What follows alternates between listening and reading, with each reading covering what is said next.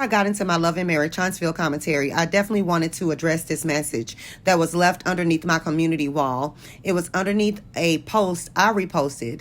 I may have shared a GoFundMe of a mutual Jew. I made mention that I should have been shared her GoFundMe because I did say that I would. And I personally felt compelled to share this GoFundMe is because I've had family members who passed from cancer. I'm present to see the decline that cancer can have on one's body, mind, spirit. I have been in a room when they have transitioned. I just wanted to kind of humanize myself a little bit because I think people forget that we are humans behind this mic. I'm not a robot and I'm not AI.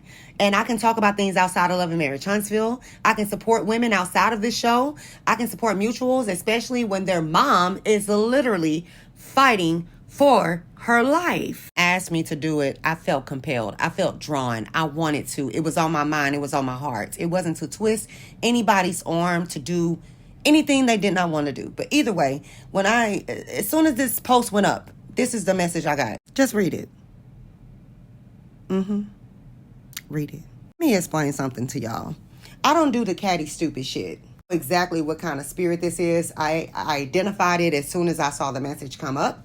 How do you find a way to be upset that somebody decided to share another person's GoFundMe for their mother who's in need of assistance? How does that work? If this person did their motherfucking research, they would have saw that the GoFundMe of the person that they name dropped in my comments was still posted. But no, we're just going to jump to conclusions, right? All due disrespect. If you're on this type of time, you can leave now. Built this motherfucker from the ground up by my damn self. You leaving this channel is not going to make or break me. Being upset that somebody shared a GoFundMe for somebody's mother is fucking insanity. That tells me that you're in too deep. This is a space for us to share our commentary, our opinions, and move the fuck around. I'm not pressed to have fans. I am pressed to have community. I'm an honest, truthful person from the inside out. I can't be nobody but Tink, baby. So I'm not going to twist myself up in a pretzel trying to make anybody feel comfortable. It's not in my nature.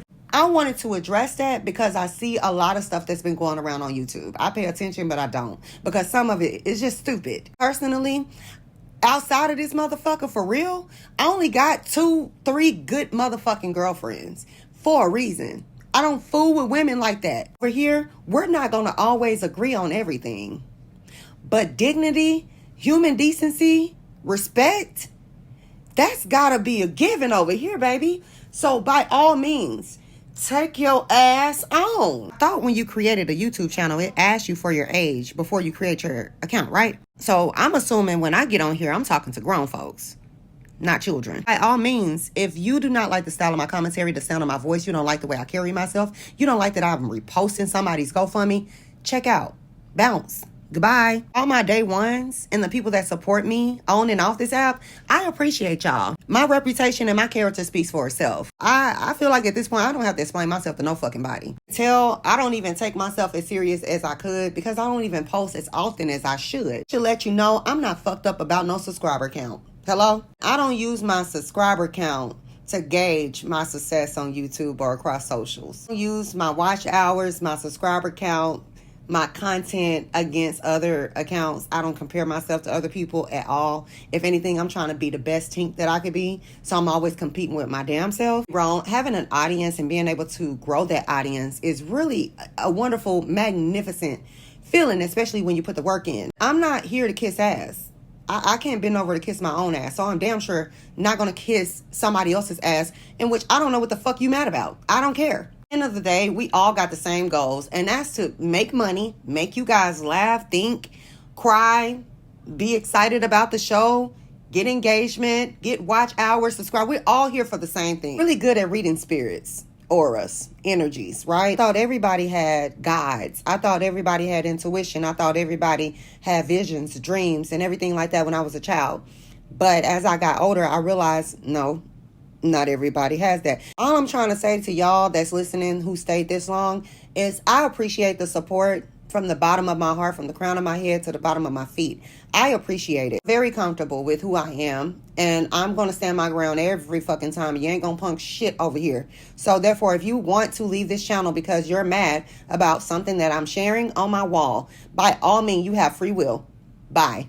Goodbye. Not to be confused for the people who have been supporting me since day one. Even the newcomers. Hey, y'all. Glad you came, okay? Make sure you hit the notification bell so you'll be notified every time I drop a goddamn video. My name is Tink Marshae, y'all. I've been doing this for a very long time. I remember entertaining a crowd of 100 people, 10 people, 20 people. And look at us now. 16,000 strong. Just need y'all to understand, at the core of it all, this channel is going to grow at its own pace and at its own time. I'm not in the business of competing for the #1 spot.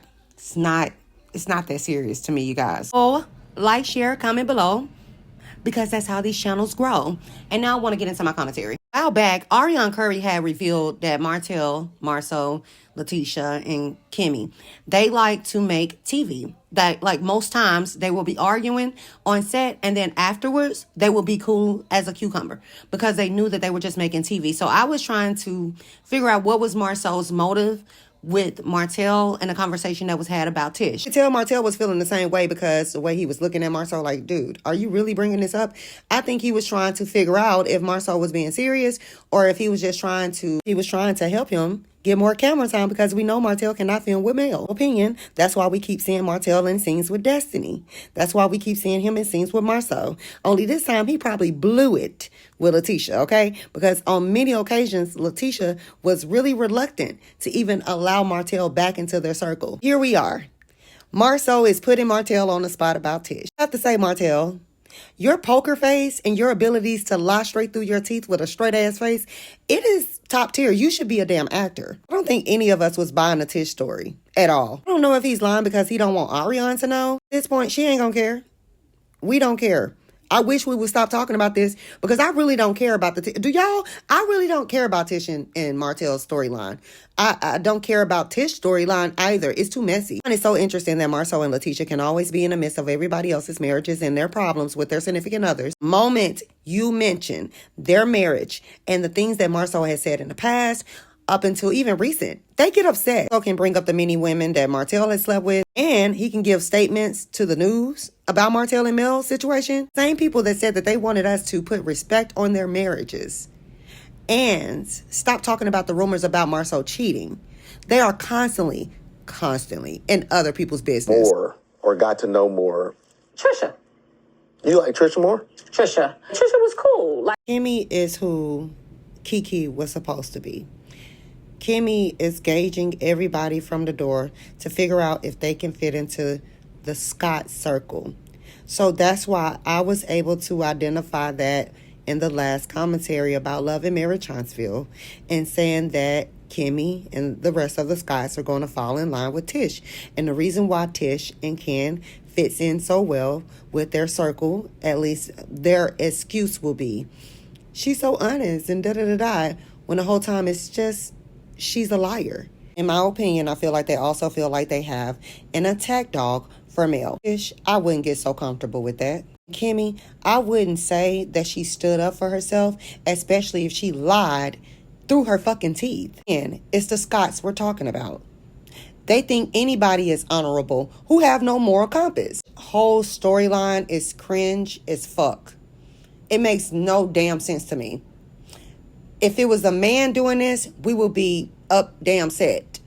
But because it's Tish, we're supposed to look the other way.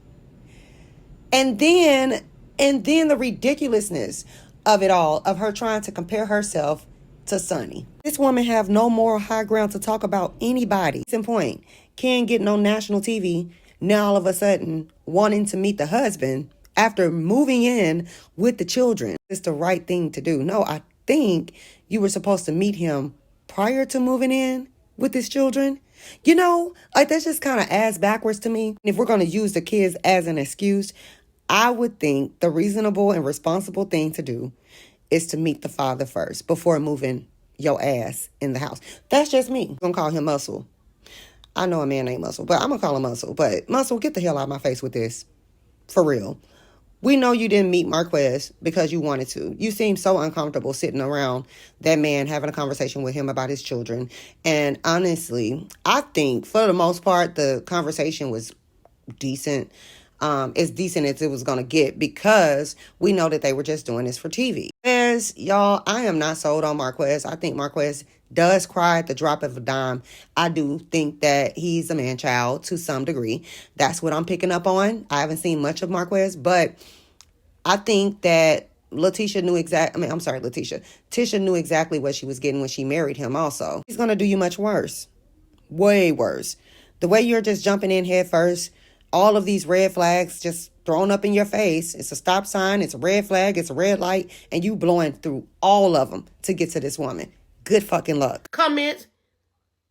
Oh, yeah, some of y'all saying he's not going to never change.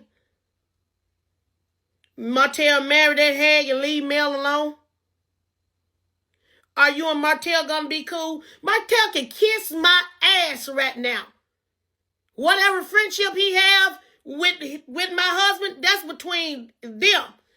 As I told my husband, him and nobody else gonna tell me how to feel, which he has not tried to.